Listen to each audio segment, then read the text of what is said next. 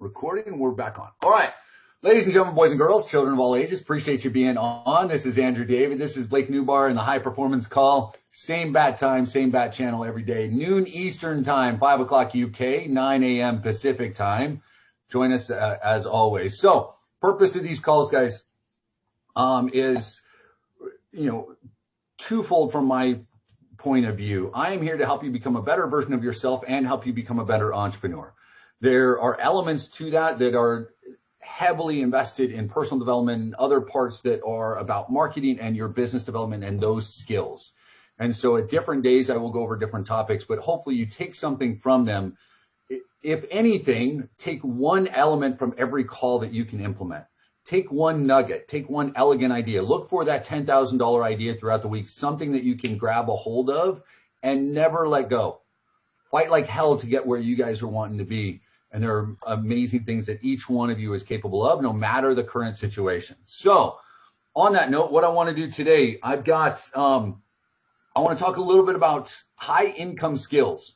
I want to ask you guys what you feel some high income skills are. I'm going to share a few of mine. We'll talk about developing those. And then towards the end, I'll spend a little bit of time. We'll do some Q&A to kind of wrap up the week. Sound good with everybody? Is that all right? Okay. So when I say, how many of you guys have heard the term, high income skills? Right? One struggle that a lot of people have. Yesterday we talked about cash flow quadrant. If you haven't read that yet, then please guys go back and do that. You look at the difference between employee, self-employed, business owner, and investor.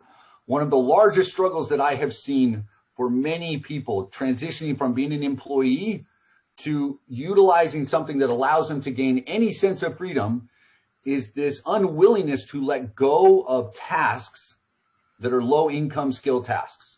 Now, please understand, I don't mean to offend when I say this, but there are certain things that just aren't on a pay scale. The market dictates aren't worth as much.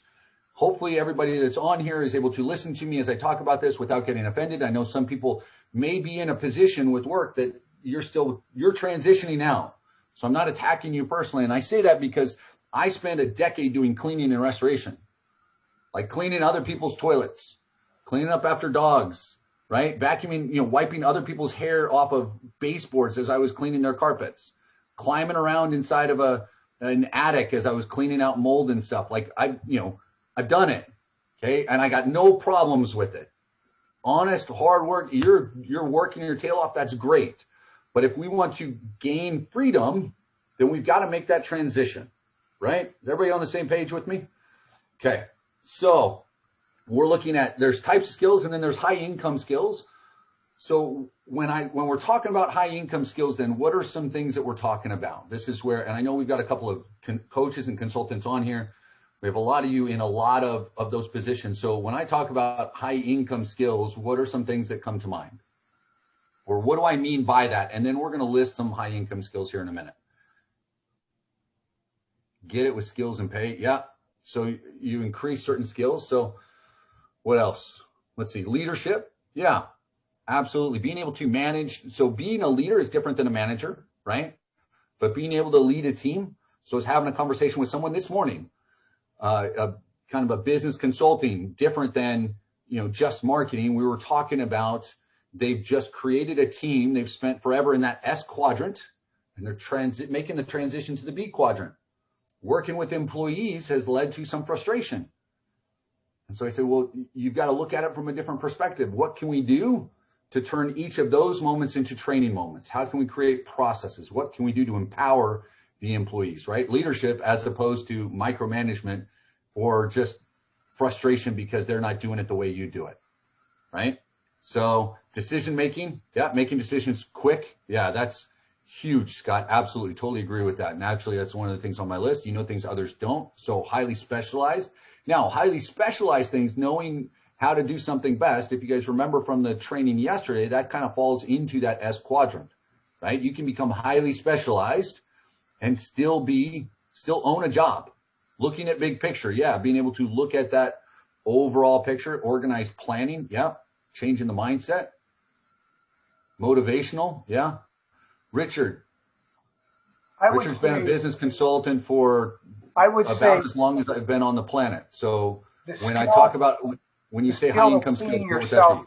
as being successful, the right mindset in terms of moving forward and know that you can do it. Okay. So moving forward, knowing you can do it, having that belief, that's huge. 20% of activities produce 80% of your income. Okay. Carolyn's saying that. You guys want to write this down. That's Pareto's Law, Paredo. Pareto's Law. Okay. That's your 80-20 rule. Everybody's heard the 80-20 rule, right? It wasn't just something that popped up. It was from an economist, I want to say. And I think he's French. Maybe wrong. I remember it's Pareto that did it. And it might actually be a TO. See, sometimes I remember and my memory's great, and other times it's generalized. But you can look up Pareto's Law and you can understand a little bit more about that, the 80-20. So it essentially says that 80% of your production is going to come from 20% of your sources, right? Now that holds true just about everywhere. And leaders and entrepreneurs that get it understand that. 20% of my marketing is going to generate 80% of my leads. 20% of my relationship is going to generate 80% of my growth. 20% of my efforts, my personal development efforts, is going to generate more growth than other things, right? I mean, that's the way it works over and over and over again. That's one of those kind of laws of nature. Is there exceptions to the rule? Yes, right? Now, and I'm going to say this because occasionally I have people on here. If we talk about certain things, guys, and occasionally we say, well, here's this, and your first instinct is to say, well, what about fill in blank, for example? If you do that on my calls or with books that you're reading or with Blake doing his training or anywhere else, knock it off. Because what you're trying to do is knock down every possible thing that is involved in growth, and you're going to do it for yourself. Carolyn, thank you. Pareto. That's how it's spelled. Appreciate that. Does that make sense, everybody? Don't be the devil's advocate. Occasionally it's needed. If I'm sitting down and I'm creating a business plan and I'm looking at it, I don't want to come up with a goal that's so pie in the sky that's never going to happen. But at the same time, I don't want to be, the negative and constant pessimist. You need balance. So look at things and go, how can that be true? Start looking at things you hear more often and say, how can that be true? Or what is the truth behind that? Where does that come from? Right? Start looking for that. So what are some other 95% mindset strategy? Good. So I'm going to start writing some of these down. We're going to pop it open. So as an entrepreneur, high income skills, guys. What are some high income skills? Give me direct. Let me pop up the chat so I can see it, or you can just say them. What are some skills? A lawyer. Okay, an attorney. So that would be understanding law. So let me ask you though, because law isn't a skill, law is a thing. What kind of skills would you need to be a successful attorney? So those are the kind of elements I'm looking for. Confidence, okay? I think persistency should be there too, because it doesn't matter what you're doing, what you are. If you're not persistent in that, you won't make it. Communication, good. I'd like to add that, I'm sorry, go ahead. I'm sorry. No, ladies first, go ahead.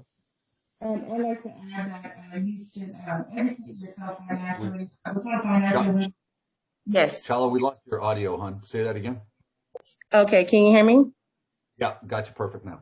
Okay, I was just saying I'd like to add that being financial literate in every situation would help out a great deal. It doesn't matter how much you make, but a great skill would be learning how to control your money. Yeah, financial literacy is huge. Yeah. And that goes to one of the things we were talking about yesterday, right? Money, you're either a tool for money or money's a tool for you, right? I mean, that's just the reality. So yeah, financial literacy is a big thing. And we got a couple of financial planners that would absolutely agree with that. So great point. What else? Focused, financial literacy. The ability to help others get what they want. Okay. Ability and willingness. So in order to do that, you got to have knowledge in whatever it is that you're going after, right? And ability. But I think willingness to help others is one of the big things, right? Now. Also, on the high income scale also, you want to know what you're targeting to earn your income. For example, like we all know there's a financial service industry, there's a real estate industry, there is a retail industry. right? So you need to be kind of like become master of the industry you want to, or if you want to earn high income. Okay. So knowing, I don't know, how would you say? Yeah. Or are you talking about the pathway? Pathway, right? Like problem solver. Like what's the biggest problem right now on the earth? So if you're going to solve that problem, that's your. So an entrepreneur, one of the definitions of an entrepreneur is someone who's able to solve problems, right? Creating a business or a product that solves other people's problems. Yeah. So Hannah says self-confidence. So I have that up near the top, Hannah, under law. So we have big picture, right? Ability to research, knowledge. So gaining knowledge, and then the ability to act on that knowledge, right? The wisdom to act, right? Solution seeker, right? Solutions. Good. Yeah. Solution seeker. Now I'm going to show a list that I've created. And I want you guys to kind of pick out the ones that you like from here and why they're up there. So talk to me a little bit about these. These are some that I wrote down. Okay. Yeah. Teamwork is big. Teamwork. Okay. So big. Why is teamwork important as a high income skill? Because you can leverage and teamwork. Leverage. Good. Leverage. Leadership. What do you guys think? Creativity is huge. In what way? Like creative thinking of new ways of doing things, different ways of doing things. How can I make myself better? What's outside of the box? Like I really like the term. If everybody else is going one way, go the opposite way. As an entrepreneur. Find a way to do it though in a way that allows you to stand out and still solves those problems. Creativity is one of those things, guys. This goes to people that struggle with high income skills, struggle because they constantly run into the same obstacles. The same obstacles in their life, the same obstacles that their family have given them, the same obstacles that they've gotten from their community, from society, whatever. Will that be like a lack of knowledge in problem solving? Sometimes it's an unwillingness to learn. Sometimes it's an unwillingness to look at things differently. Right? It's a combination of all of these things, right? So because someone can sit down and gain knowledge and not be creative enough to apply it, right? We live in a world where knowledge is available. How you apply it to your situation. So marketing, technology, right? Some people go, well, I can't do this, or my audience is that, or I'm struggling with the financial literacy part or whatever. Sometimes you just need to get creative in your life. Creativity doesn't just have to be, art, right? So, but good. Andrew, one of the things I do is I help people create a new story. Our company's called a New Leaf Company, but it really is about creating a new story for yourself so that you can see yourself, feel it, experience it in terms of what it is that you truly want to do and who you truly want to be, and putting that into action. Yeah. So when I want to say it was last week when Tara and I were talking about writing that story, it's not just about marketing. Sometimes it's your own story, right? All of you guys are writing the story of your life. And occasionally I hop on the conversations with you and I hear this hasn't worked or that hasn't worked or I can't because. And my question to you, whatever obstacle may be, so this goes to the creativity side as well. How long is that going to be your story? Right? You're the one writing the script. When are you going to change it? Because you're the only one that can. And sometimes you need to change it multiple times until you figure out the script that actually makes sense. Uh-huh. Keep doing that. So, all right. When you grow up where parents say getting a college degree is the same thing. Almost all of us that did that, right? You've got to change that script. So I'm going to pull up, David, what do you mean by being contrarian? Or were you just talking about going the opposite direction? Time management. Yeah. Understanding that time is just like capital, guys, money, financial literacy. Time is something that you have and it's something that you control. When you give up control of time to somebody else and you allow other people to dictate that, it becomes frustrating. So you've got to bring that control in. And some people say, well, I'm an employee. I can't because. And my answer is BS. You're lying to yourself. It's just the excuse that you're giving that allows you to remove the responsibility from your shoulders, because that's been the easiest thing to do over the years. And I say that because I did it for decades. Well, I would, but my wife, my job, my career, my customer, tell them no once in a while. You create those parameters. All right. And one more you want to maybe add here, Andrew. That will be understanding the asset and liabilities. Yeah, so financial literacy is what Chala said a second ago. Yeah, that's huge, right? Boundaries. Collaboration. So boundaries would go here under emotional intelligence, right? We've done whole trainings on that. And if you haven't, guys, go back and watch the training on YouTube that I did with emotional intelligence, EQ versus IQ. Study that out for yourself. There's a lot of that. A lot of us are living our life as we're swimming in codependence, and it's not healthy. There's a big difference between independence, interdependence, and codependence. And a lot of us are allowing others to put us into the victim place, or we're putting others into that victim spot, and it's creating more work for us, and we revel in it. How many of you guys know somebody that, here you go, Thanksgiving's the easiest example. And maybe some of you do this, so hopefully that's not the case. But you got somebody in your life, and stereotypical, and you can jump on me if you like, but normally it involves women, the matriarch of the family. They will cook a big holiday meal, and everybody comes over, and they do all of the prep, sometimes for days and days. And if it's not Thanksgiving because you're outside of the country, maybe it's Christmas or it's some other holiday, depending on what you celebrate. But you cook and cook and cook, and you prep all of the dishes for, the food for days. And then everyone comes over and everyone sits to eat. And they won't let anyone help them with the food because they just can't make it right. Or no, this is what I do, and I love cooking. And while they're doing that, the whole time they're really complaining that they don't get extra help. And why doesn't anyone help them out? And what do you think I am? I'm your maid. I'm your housekeeper. Is this all I am to you? Blah, blah, blah, blah, blah. And then afterwards, they revel in, oh my gosh, that was so great.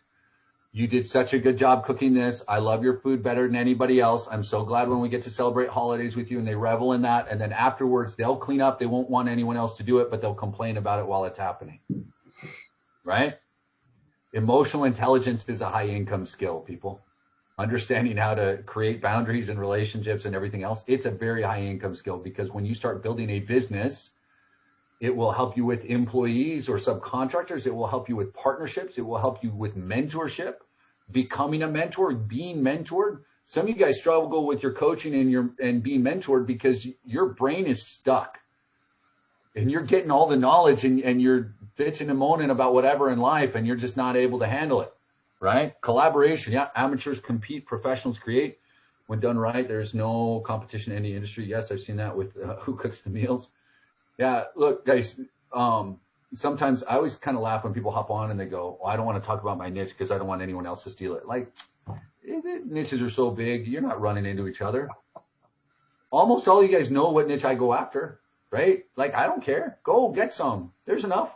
I'm okay. My family's going to be taken care of. And if you come in and wipe me out in that niche, guess what? I've developed some high income skills. I'm going to go find something else, right? When you spend time developing, now the high income skills that we're talking about, guys, that's not fast income. That's not making you money in the next 30 to 60 days. And I understand some of you guys want to do that, and that's great. So if that's the case, get out, either pay someone to do your ads or do your ads and get it going. You can run like that. What I'm talking about is, I know I've got some people on here that are looking to become entrepreneurs long term. They want a business that's sustainable. And in order to become that and do that and have that, you've got to develop these income skills, right? To when doors start opening up and you start to get calls where they say, hey, how much more bandwidth do you have available right now? Could you handle another project if we were to offer you X? Or someone says, I've got this, and I know you've built up an audience. Man, I would love for you to present this to your audience. Would this fit with your brand, with your message, and with your audience? Would that work? That's where I want you guys to get to, where they're calling you up and saying, Patricia, I know you were kicking butt with, health and wellness and flexibility and everything else for boomers. And we've got a product that would fit so well. And you have developed out an audience that just loves you. And if you love our product, we want to offer it. We want you to offer it. How much work goes into that? Just saying, well, let me look at it. And then it's a yes or a no. Nothing. But where does the work come from? It comes from the time that she has worked to develop herself, to put herself in a situation where her audience knows and likes and trusts her, to where she can go, yep, done. And then I send out an email and I make money because I'm offering value to them. But it comes from the high income skills that she's developed ahead of time, right? That's what I want you guys to kind of picture and recognize. Blake's able to do what he does, and he's connected with the people he does. He just had a lot of you guys have signed up with ClickFunnels, and you've seen Jim Edwards, who's one of the copy guys that works with Russell. Blake was on a webinar with him last night, right? One of the top affiliates that Blake works with is Bob Proctor, kind of well known in an industry, right? But it's because Blake's developed some high income skills. And so he's able to make those connections. All of you guys have the potential to do that and more. A lot of you guys, it'd be great to meet. Well, then do the work. Get awesome at something or a couple of things. Now, law of attraction. All right. So I'm going to give you a couple of things that I think for me would be kind of top 5 or 6. And some of them we've already talked about. Okay. Number 1 is the emotional intelligence. I think emotional intelligence is huge, and it's incredibly underdeveloped in most people that are trying to start a business. Now, the emotional intelligence involves the self-awareness and self-management and the social awareness and social management, right? So you can go back and do that study, but emotional intelligence, because this is my relationship with me, my relationship with mentors and partners, my relationship with my customers. If I'm emotionally unplugged, there will be something missing. Right? So that's number 1, emotional intelligence. Number 2, communication. Now, communication I break down as verbal and written. Okay, so obviously this is kind of part of emotional intelligence as well, but what I mean is learn how to speak and present yourself and a coherent thought, and learn how to write marketing copy, or find somebody that can. Because if your business is going to succeed, communicating your message to your audience is essential. That is a high income skill. Warren Buffett says the best investment that he ever made was taking a course from Dale Carnegie on public speaking. Yep. As a youth. Andrew, have you ever joined like Toastmasters groups for public speaking? I didn't do, so I've been to a couple of meetings. I didn't do Toastmasters, but I have done, excuse me, I've been blessed with opportunities to train and speak, and then I have paid for training the trainers and speaking, and I've gone through different courses that have allowed me to better that, and then I've had mentors that have worked with me when I was doing, up until last year, because we haven't been able to do anything, but for a couple of years prior, I would MC different events and go and speak in things, and I was lucky to have a couple of mentors that have been speaking for 30, 40 years and as public speakers and trainers and things, and offer some feedback. And I'm looking forward to the next opportunity to do that. One reason when I talk about Accelerate, I know it's not for everybody, but the value that's there, I don't have any problem talking to people about spending money on mentorship or training, because I spend money on education and mentorship and training. I didn't go to college. Well, I did. I didn't finish, right? I don't have a degree.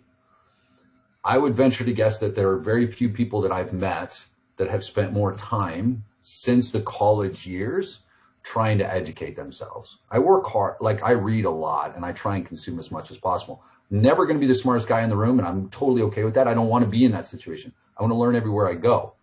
And I will forever in my life pay for a mentor, because I've gotten so much value over the years that it's just, there's never a moment where I go, do I want to continue this? Now, occasionally I've outgrown what a certain mentor is able to teach, and I'll find someone newer, better, and, a higher investment, right? I've done that. but there's been very few points in the last maybe 15 years where I haven't paid someone to be a mentor. Right? So point of that is find somebody. So, okay, communication. Next, action and adaptability. So this was someone who said earlier, so the action involves decisiveness. So this kind of I put all three together. Decisiveness, willingness to take action, and being adaptable. So that goes to the creativity. So it's this flow of, because you're gaining knowledge and learning all the time, and education is now part of your life, and you're doing these things, I'm able to take action because I'm clear on where I want to be, and I'm decisive in that, and I'm able to be creative. Right? I'm willing to adapt, change, and grow. Yeah, thinking outside the box. Exactly. Now that goes to the next one. I call it opportunities, but this is part of that creativity as well. And maybe macro vision, the big picture thinking, being able to look at obstacles and finding a way to make it an opportunity. What can I do with this to turn it into something that will generate money, create a partnership, help me grow, something along those lines. Everything that I come up against, I go, all right, here's my obstacle right now. How do I overcome it? And you have your easy list, and then you sit down and you just go crazy, come up with nutty things, right? Sometimes sitting down to brainstorm, and occasionally someone says, I used to have a list with people when they would say, well, I need to come up with finances, because I did this for myself. One of my first mentors says, well, I was trying to come up with money for him and for my new sites and everything else. He goes, here's a list of ideas. And on the list was like sell farm animals, paint a mural, like some crazy things. And I'm like, I call him and I'm like, Jason, what the hell? Like, this list is nonsense, man. What did you send me this for? Babysit? Do this, do that? And he goes, it's kind of nuts, right? I go, yeah. I said, I went through it and I'm marking things off, and I go, no, I can just do this. He goes, you see what your brain does? If you allow it to just sometimes think of the craziest things, what our brain or subconscious does is it looks for an easier solution. Sometimes you almost need to push yourself into that box to go into, survivor mode or whatever you want to find. But if you allow yourself to believe that you are creative and you can find an opportunity, your brain will find a way. It really will. So look for opportunities always. Right? Throughout the next year, 2 years, 5 years, Facebook's going to change the algorithm. Maybe you're starting on Google. Maybe you're going to start a YouTube channel. You're going to get frustrated. There's going to be an obstacle. Maybe Facebook will, block your ad account for a little bit. It'll disable it because they make some mistake. And now what do? Get creative. Look for opportunities. Use it as a growth period. Be willing to look for opportunities. Next. Systems and leverage. So this kind of goes as well. We're looking for solutions.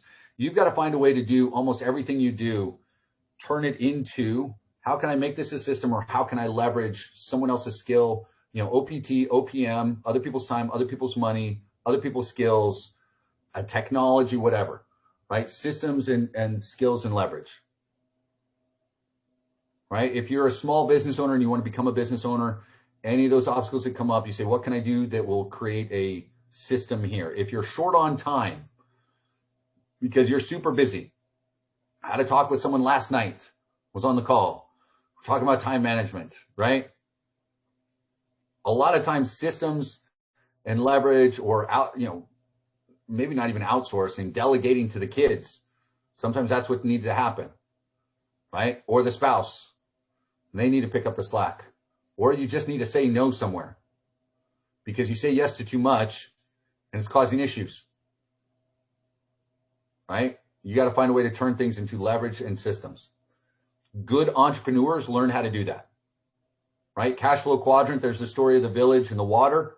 If you guys don't know what I'm talking about, then write it down. Cash flow quadrant, village story. Yep. It's near the beginning of the book. Get in and read it. Great story.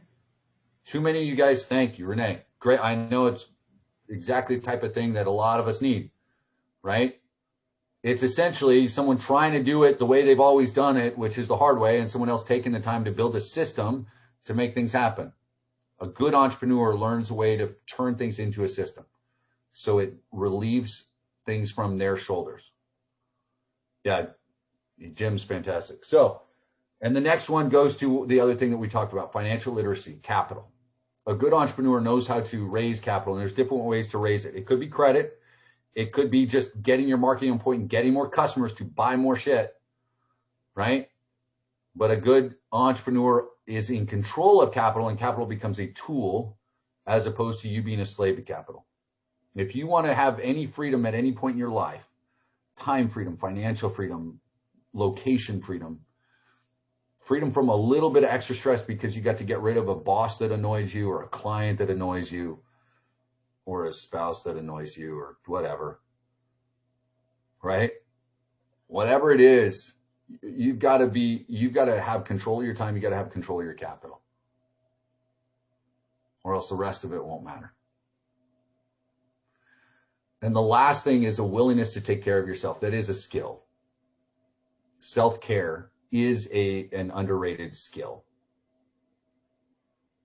So those are some of the top ones that I had, guys, high income skills. Make your own list. Think about where you are when it comes to the list that we talked about. What are some things that you can do, learn, outsource, get mentored for, or accelerate, right? How do I develop these things? Because 2 years, 5 years from now, I want to be the one standing there going, I've got those skills. So I don't care what happens with the market. If you develop these skills, all of you, all over the world, develop these skills. No matter what happens with the market, no matter who's in control, no matter what's happening, there's going to be a pathway for you to generate revenue to take care of your life. You can step into any world and anything, right? It's always funny to me. Like, let's say I decide to go back to working for somebody else. I'm going to be an employee somewhere, right? And it's not going to happen. But if that had to happen, right? I'm going to be able to walk into different places, and it's not going to just be, a lot of times you've got to have this degree. Well, if I can walk in and show you these results, are you going to care if I got a piece of paper 15 years ago? Especially now, right? What does Elon Musk say? Have anybody seen that little clip where he says it's not as much about, the degree, because you can have a piece of paper, you can have a degree and still be an idiot, right? It's about the ability to be a high performer and get things done. I love Elon Musk is awesome, but the point is the degree means one thing. The ability to perform is another, right? And the internet is the great equalizer. I don't care, guys, how old you are. I don't care how young you are. I don't care what gender you are. I don't care what your sexuality, your race, your religion, anywhere you're at in the world. I don't care if English is your first language or your fifth. The internet, it doesn't matter. If you can deliver quality content, you can make money. And if you're frustrated, just keep learning those skills and be patient. And you can get things done. And you can find a way to rise yourself up from wherever the hell you are right now, get above those flames, and fly like the phoenixes that you are. On that note, ladies and gentlemen, that is Friday. Next week, I got some special guests. Have an amazing day. Enjoy yourselves this weekend. Everybody do something. I know I talked with a couple of you already that are planning a spa day, a mani-pedi. I'm going to go get myself a pedicure with my girl. I'm going to go treat her to that. I'm going to have someone rub on my feet for an hour because hell yes. So go do something for yourselves this weekend. Come back Monday ready to roll. Do some work. Spend some time. Go be amazing. Appreciate you guys. Have a good one.